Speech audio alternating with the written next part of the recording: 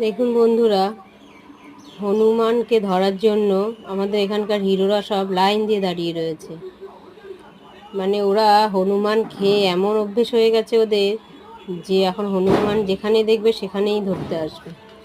ওরা হনুমানের মাংস খাওয়ার জন্য এইরকম করে।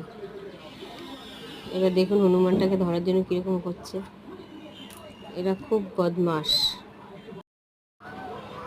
দেখুন এই বটগাছটার ওপরে ওরা সব ঘুমায় রাত্রে দিনে সবসময়।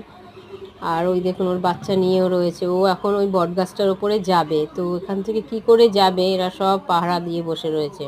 মানে ওখান থেকে নামলেই ওরা ধরবে। ওই দেখুন বাচ্চাটাকে নিয়ে যাবে, ভাবছি কি করে যাবে। এখন নামলেই তো ওরা সব ধরবে ওকে।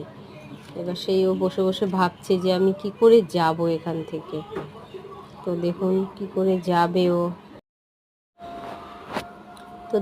কি করে যাবে ও, তাই ভাবছে। ওখানে গিয়ে আবার বসছে। দেখুন যেই নামতে যাচ্ছে তখনই ওরা সব দৌড়ে আসছে ওর কাছে, মানে ওকে ধরার জন্য।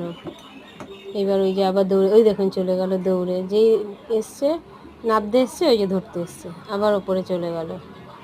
তারপরে দেখুন কি করছে, এই দেখুন ওর মা দুধু খাচ্ছে।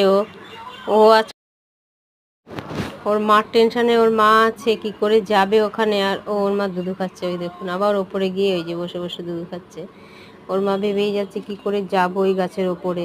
আমাদের এখানকার কুকুরগুলো খুব বদমাস, মানে ওরা এত বদমাস যে ওরাই থাকবে এখানে, আর কাউকে থাকবে।